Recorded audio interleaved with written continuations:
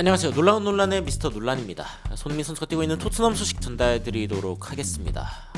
데브라이너가 이제 사우디로 갈 수 있다, 아니다, 뭐 여러 가지 이야기들이 나오고 있는데 이 와중에 브루노 페르난데스까지 지금 맨유를 떠날 수 있다라는 이야기가 나오고 있습니다. 아니 케빈 데브라이너도 그렇고 브루노 페르난데스도 그렇고 거의 뭐 지금 팀의 굵직굵직한 미드필더들인데, 그리고 사실은 각 팀을 대표하는 에이스들인데 와, 이 선수들이 떠난다.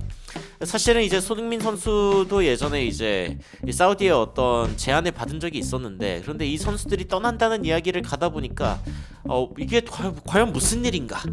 그리고 손흥민 선수도 정말 사우디로 떠날 가능성이 먼 미래라도 있을까? 뭐 이런 생각이 들더군요. 그래서 도대체 사우디는 왜 이렇게 돈을 많이 쓰고 있는 건지, 그리고 이 선수들을 다 영입을 해가지고 이 쓰고 있는 돈을 어떻게 다시 벌어들이려고 하는 건지, 이런 것들이 좀 궁금해가지고 한번 좀 찾아봤습니다. 도대체 이게 다 무슨 상황인지, 이 사우디와 관련된 이 모든 것들 바로 들어가 보시죠.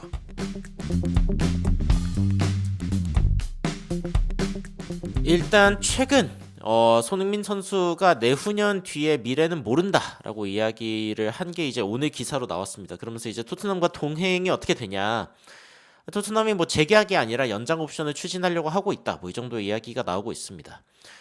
근데 이제 뭐 손흥민 선수에게 당장 뭐 재계약을 하는 게 좋은 거냐, 뭐 꼭 그렇지만도 않습니다. 손흥민 선수 입장에서는 조금 더 느긋하게 지켜보면서 일단은 토트넘이 어떻게 나오는지를 보는 게 좋고, 그리고 만약에 토트넘이 향후 몇 년간, 그러니까 향후 한 2년간 별로 그렇게 발전할 기미가 보이지 않는다라고 하면은 사실 떠나야겠죠.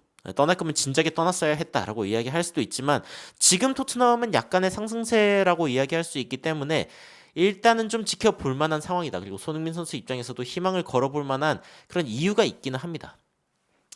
그런데 자, 이제 아치 그레이에 대한 이야기를 잠깐 짚고 넘어가면은 많은 분들이 그런 이야기 하시더라고요. 아치 그레이가 지금 첫 시즌을 뛰는데 거의 못 뛰지 않겠냐, 이거 즉시 전력감이 아니지 않냐, 유망주를 데려와 놓고 뭐 하는 거냐, 이렇게 이야기하고 계시지만, 실제로 시뮬레이션을 돌려보면은 아치 그레이가 이 첫 시즌부터 굉장히 많은 활약을 할 확률이 높다라고 이야기가 나오고 있습니다. 이게 이제 어디서 나온 이야기냐면 풋볼 런던인데, 풋볼 런던에서 이제 이렇게 이야기를 합니다. 토트넘의 2024-25 시즌을 아치 그레이와 함께 시뮬레이션을 돌려본 거죠.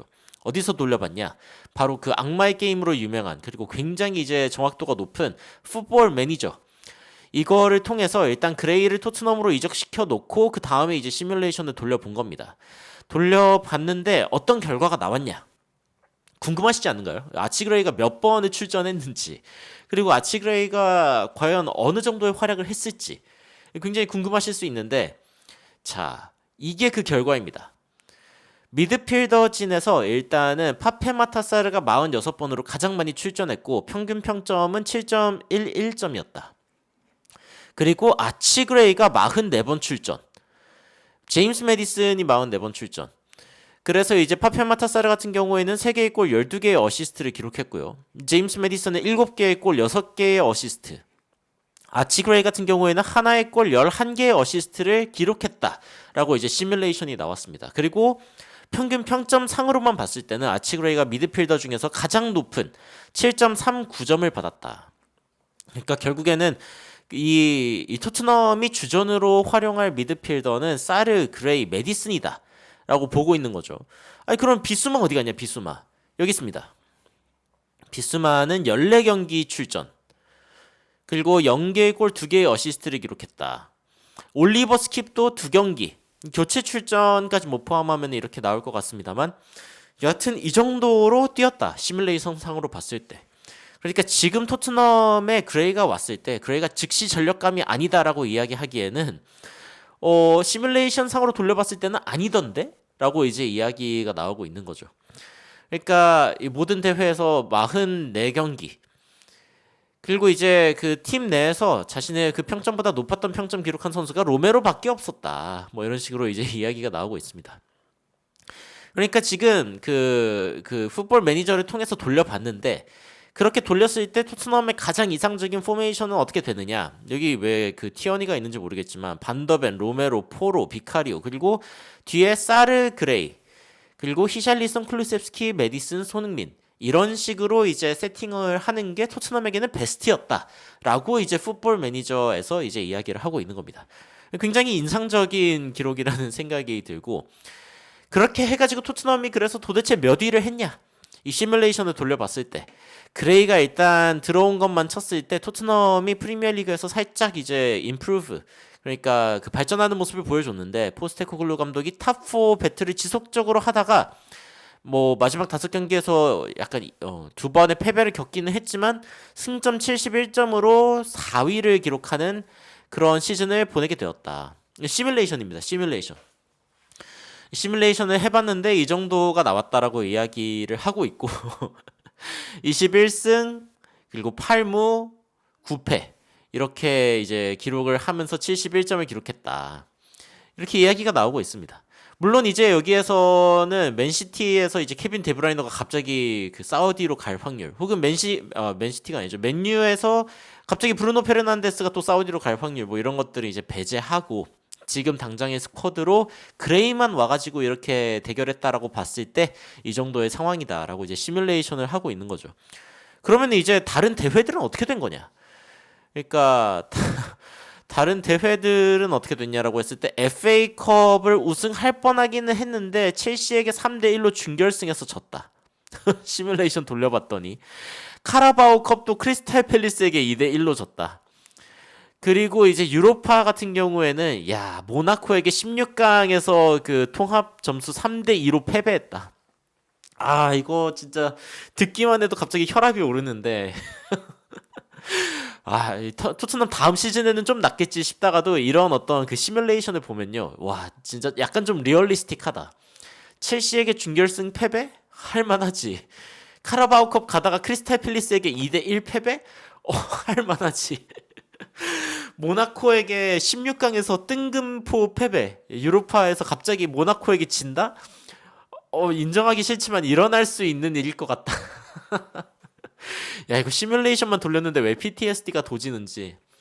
여하튼 토트넘은 그레이가 오더라도 당장 우승을 할 수 있을 만한 상황이냐. 시뮬레이션 돌려봤을 때 사실은 쉽지는 않다라고 이야기를 할 수 있죠.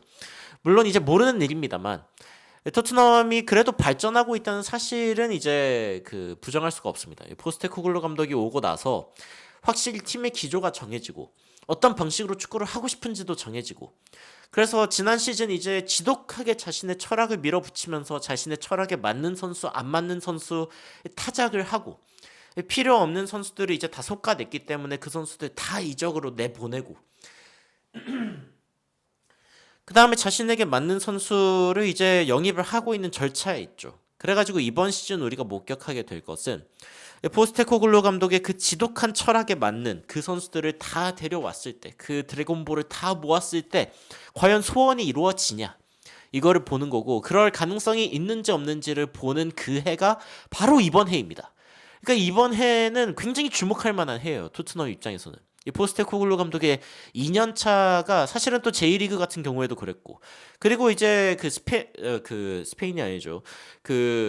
갑자기 스코틀랜드 그렇죠. 스코틀랜드 리그에서 이제 그 리그에서 뛸 때 그때 이제 첫 시즌에 엄청나게 많은 선수들을 갈아치웠는데 토트넘에서는 그러지 못했지만 여하튼 두 번째 시즌에 엄청나게 많은 선수들을 내보내고 그리고 새로운 선수들을 엄청나게 많이 데려오고 있단 말이죠.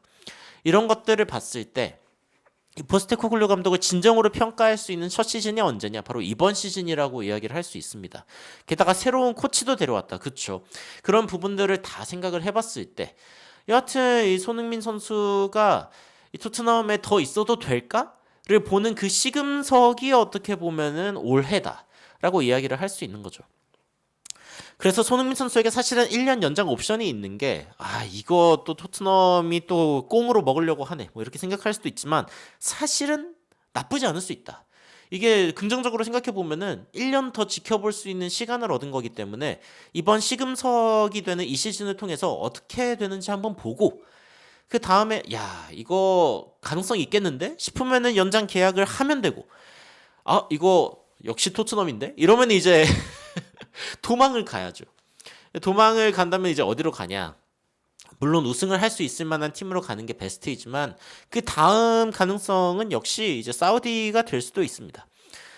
역시 이제 돈을 많이 준다고 했으니까 특히 이제 막 4년에 막 2,520억 원 막 이런 식의 투자를 하겠다라고 이야기하고 있는 그런 사우디를 완벽하게 외면할 필요는 없는 거죠. 사실은 이제 케빈 데브라이너에 대한 이야기도 지속적으로 나오고 있는데 이 사우디 가면 연봉이 1,237억 연봉입니다. 연봉. 알 이티하드와 구두 합의를 했다. 뭐 이런 이야기가 나오고 있는데 현재 막 뉴스 보면은 데브라이너가 사우디아라비아에 갈 경우 연간 최대 7천만 파운드 7천만 파운드?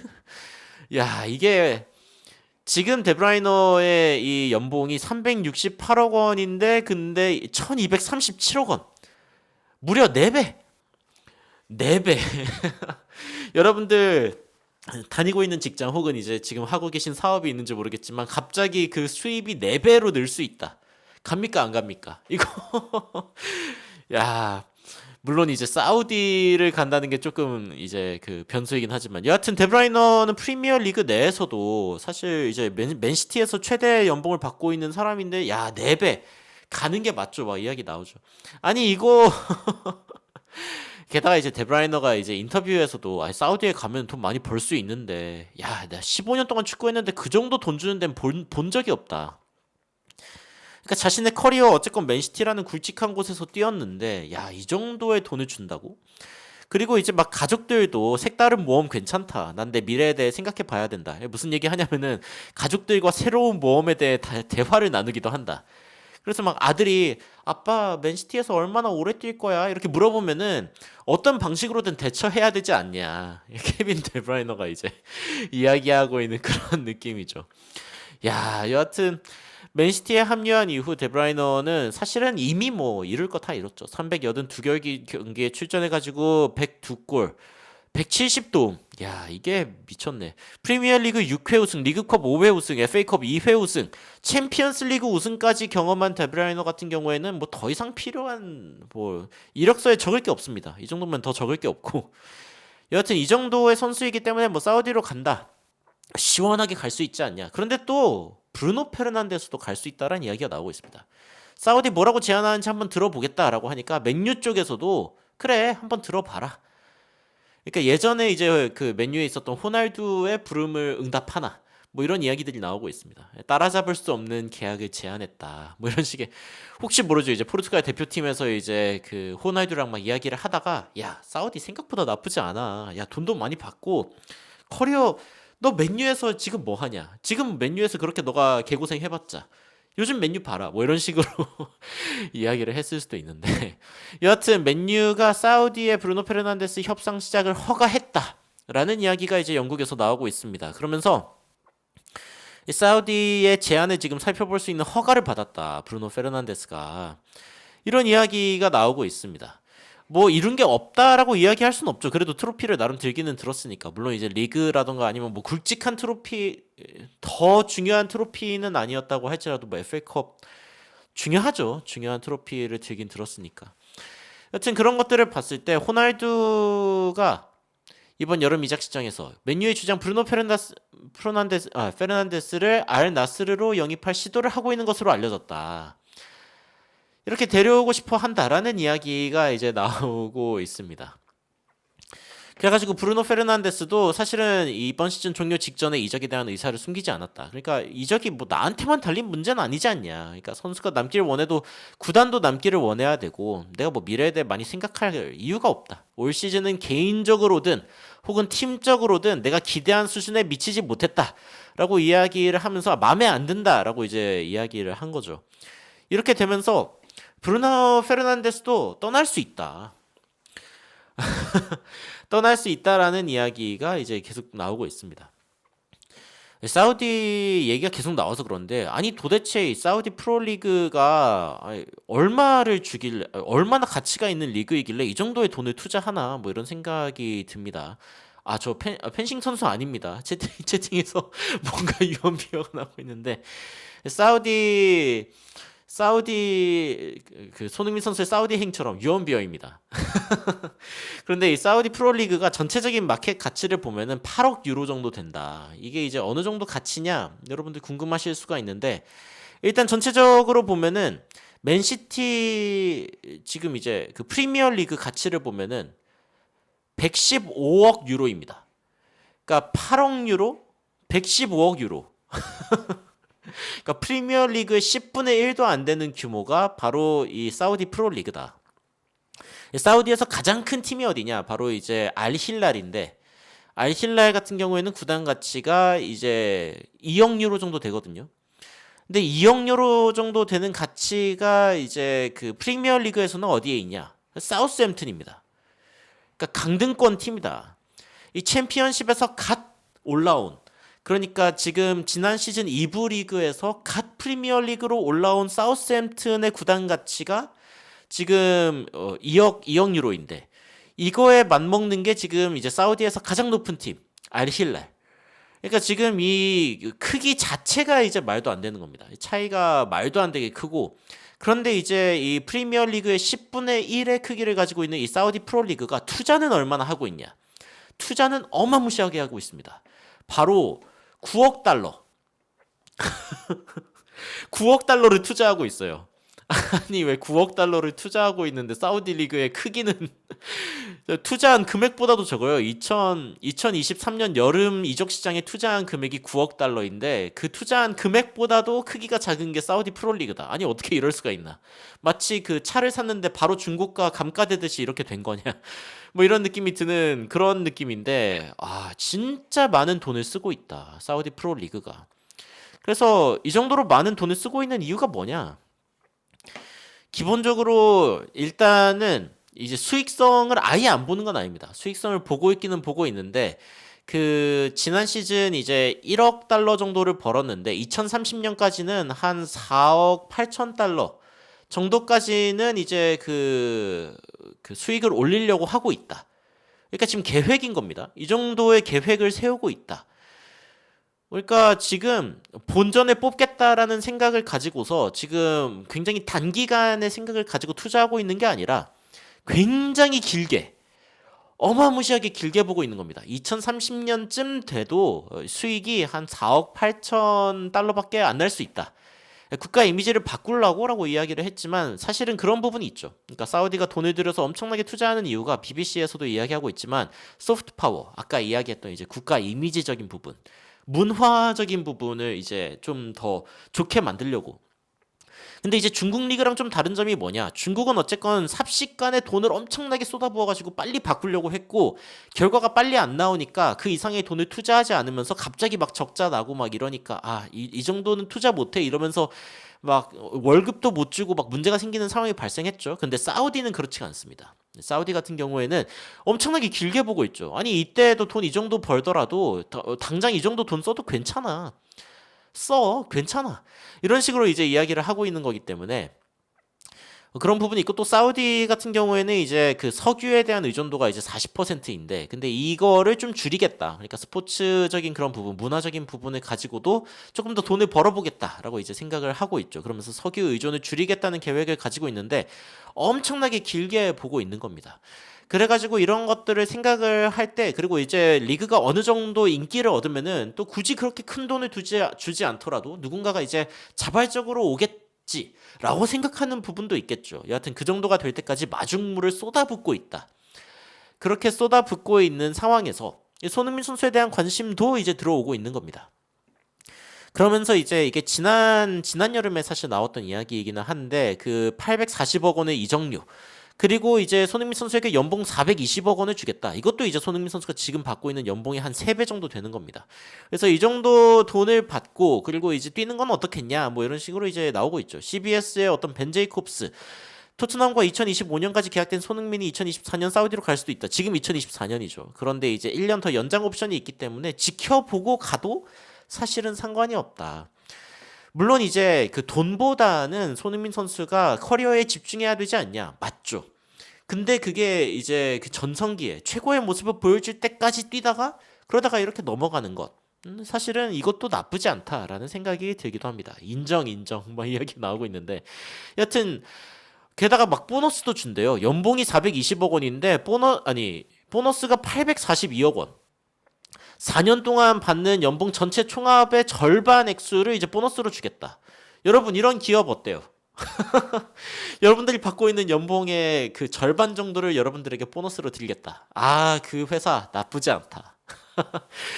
우리가 이제 직장의 어떤 그런 느낌으로 생각을 해보면은 또 그런 생각이 들 수 있습니다. 물론 손흥민 선수 정도 되는 레벨에서는 이제 그 돈보다는 그래도 어떤 명성 그리고 이제 그 어떤 그 트로피 역사에 남을 만한 어떤 그런 업적을 이제 생각을 물론 할 수밖에 없겠지만 근데 이제 그런 것들이 불가능하다고 여겨지는 어떤 시점이 온다면은 그러면 뭐 넘어갈 수 있죠. 넘어갈 수 있습니다. 여하튼 토트넘은 손흥민과 재계약이 아닌 연장 옵션만은 추진하고 있다. 이거에 대해서 이제 야 어떻게 그럴 수가 있냐. 빨리 재계약 제대로 해가지고 돈 좀 연봉도 올려주고 토트넘 주급 천장 깨는 모습도 보고 이래야 되는 거 아니냐. 물론 뭐 그것도 좋은 일일 수 있겠습니다만 한 시즌 더 지켜보고 그리고 영 마음에 안 든다면은 미국이나 사우디로 건너가가지고 미국도 나쁘지 않죠. 메시가 넘어간 미국 같은 경우에도 나쁘지 않고 사우디로 가는 것도 사실은 뭐 마지막을 장식하기에는 나쁘지 않을 수 있다라는 생각이 들기도 합니다. 아니 심지어 케빈 데브라이너도 심지어 브루노 페르난데스도 그렇게 생각을 하고 있는데 여하튼 이 토트넘이 직면한 가장 큰 문제는 손흥민에게 구단이 우승 트로피를 들어올릴 수 있다고 확신시키는 것 이게 맞죠. 그러니까 토트넘이 손흥민에게 제시할 수 있는 유일한 인센티브는 뭐 대단한 월급을 줄 거 아니면은 결국에는 트로피입니다. 그리고 손흥민 선수가 없으면은 당장 포스테코글루 감독은 득점을 할 선수가 없죠. 그러니까 지금 손흥민 선수를 잃는 것은 엄청난 타격이다라는 것을 토트넘도 알고 있습니다. 그래서 어쨌건 다음 시즌을 지켜보는 것이 굉장히 중요하다. 손흥민 선수의 현재 계약은 2025년에 끝나는 것으로 되어 있기는 하지만 1년 연장 옵션이 있다라고 하죠. 토트넘 입장에서는 결국에는 2025년 여름까지 손흥민 선수의 거취를 결정해야 되는 상황이 되는 것입니다. 그리고 제가 봤을 때는 구단 입장에서도 이제 그 감독의 입장이 있고 선수의 입장이 있고 또 구단의 입장이 있을 텐데 구단의 입장에서도 다음 시즌을 지켜보고 싶은 마음이 있을 겁니다. 이 포스테코글루 감독이 과연 다음 시즌을 얼마나 잘 운영하는지 그리고 그것을 지켜본 뒤에 만약에 그 시즌이 성공적이다라고 하면 손흥민 선수에게 더 큰 투자를 할 가능성이 높고요. 만약에 그렇지 않다라고 하면은 포스테코글루 감독의 경질과 함께 손흥민 선수도 이적을 할 확률이 있습니다. 그렇게 보는 것이 아무래도 좀 합리적이지 않을까라는 생각이 듭니다. 여하튼 굉장히 오랜 시간 좀 이야기를 했는데 여러분들은 손흥민 선수의 사우디 이적 물론 지금은 가능성이 없는 거 여러분들 아시겠습니다만 브루노 페르난데스 그리고 이제 케빈 데브라이너 갈 수 있다 뭐 이런 이야기들이 나오고 있습니다. 어떤 생각이 드시는지 굉장히 궁금한데 댓글로 의견 남겨주시면 더욱 흥미로운 소식으로 여러분들 찾아뵙도록 하겠습니다. 이상 놀라운 논란 미스터 논란이었습니다. 시청해주셔서 감사합니다.